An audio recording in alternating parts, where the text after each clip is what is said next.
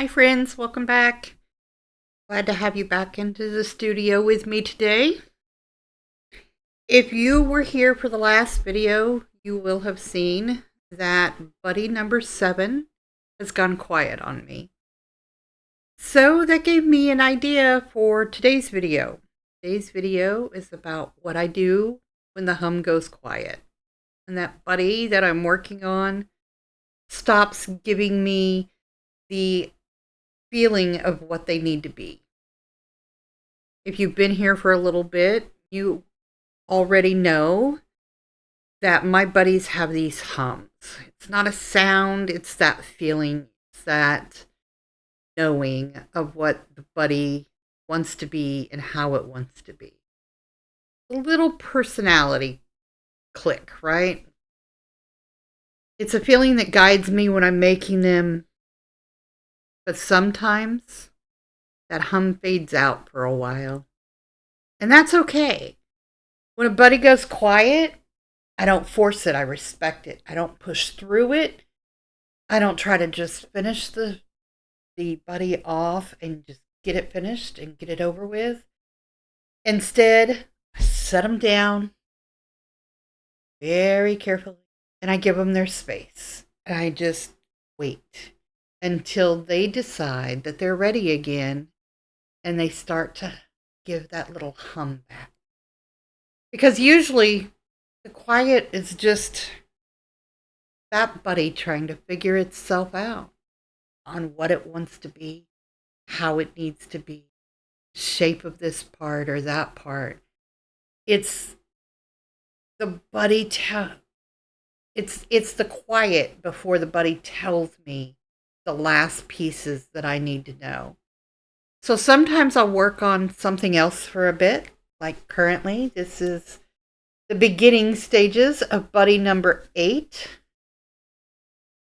Don't know what this is going to be yet either. I just know it wants to be. So sometimes I work on something else for a bit, a different shape, a different color, a different project.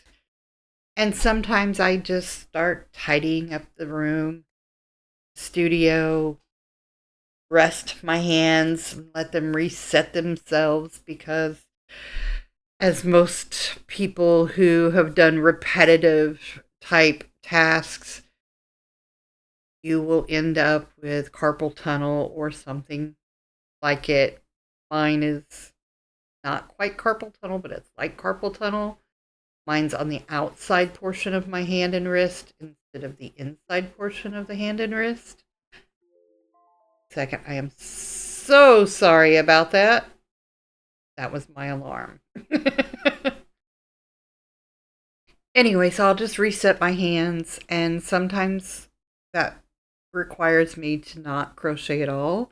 So sometimes I'll take a few days off of crocheting and just give my hands that break, give the buddy their rest, and then just wait for my hands to feel good again and for the buddy to hopefully speak to me again. So I just wait. And without fail, the hum always comes back at some point. Maybe in a day, maybe in a week. It's always in a moment that I'm not necessarily expecting it, but it does return. Softer, clearer, more sure of itself. And when it does, I pick that buddy back up and I keep going like we had never even stopped, but with more clarity on what I need to be doing with it and how I need to do it. It's just a pause, but when that hum comes back, that pause is like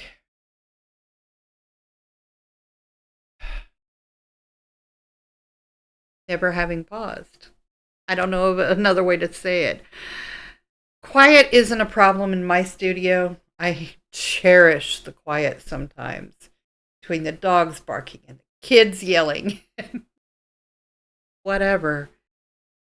That quiet time in my studio is pretty magical. It's part of the process. It's a buddy saying, hold on, I'm not ready.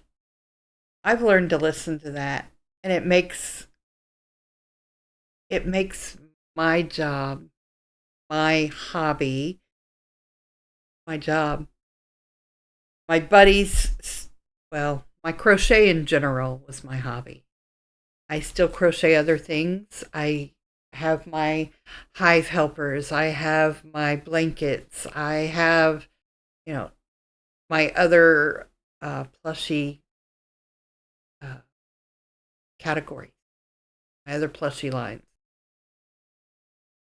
But my beeline buddies, my bee crochet beeline buddies, they, at least for now, is where my heart is.